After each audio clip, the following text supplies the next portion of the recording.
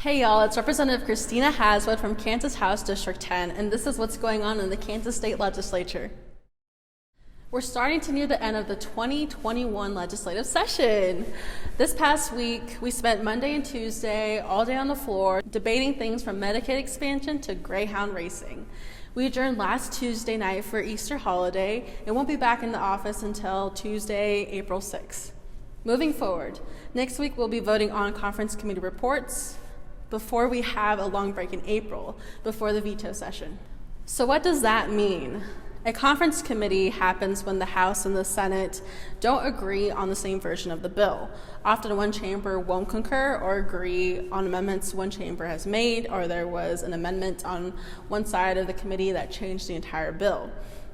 If they don't pass the same version of legislation, they go to conference committee to negotiate on the bill.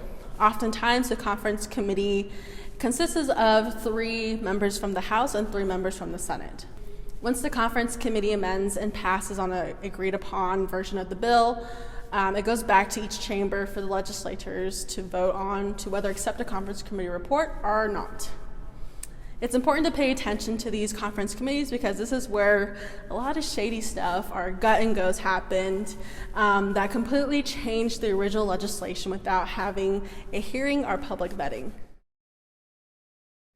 On Tuesday, we debated HB 2119, which is the main education funding bill. We've been following this bill for quite a while. This bill helps fund students to go to private schools with public money. It also restricts remote learning and remote enrollment. Sub HB 2119 passed out of the House 65 to 58. I voted no on this because I do not believe that we should be using millions of public dollars for private schools. We should ensure that our public schools thrive instead of undercutting them. That's what's best for the kids. That's what's best for the future of our community. When debating the state's budget on Tuesday, Representative Brett Parker brought forth an amendment that would have incorporated Medicaid expansion into the state's budget. This would have expanded access to affordable health care for over 160,000 Kansans and provide significant relief for the budget. Sadly, the amendment failed 46 to 78. I proudly voted yes for this amendment. By not passing Medicaid expansion, Kansas is missing out on over $7.3 billion. Passing Medicaid expansion is essential to improving the quality of life of Kansans. Everyone 16 years and over is eligible for the COVID-19 vaccine here in the state of Kansas. For Douglas County residents, go to dgcoks.org/vaccine interest form to fill out the county's vaccine interest form to be notified when vaccines are available with instructions on how to schedule an appointment. Notifications for the first dose appointments are typically sent on Fridays. For more information, go to douglascountyks.org/coronavirus.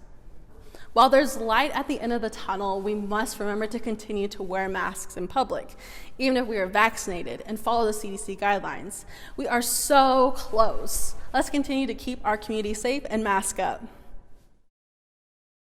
Wednesday was Trans Day of Visibility, where people across the country wore purple to show their allyship. I stand as a strong ally for the trans and non-binary community. You are all beautiful and strong. I will continue to fight alongside you for your human rights and equality.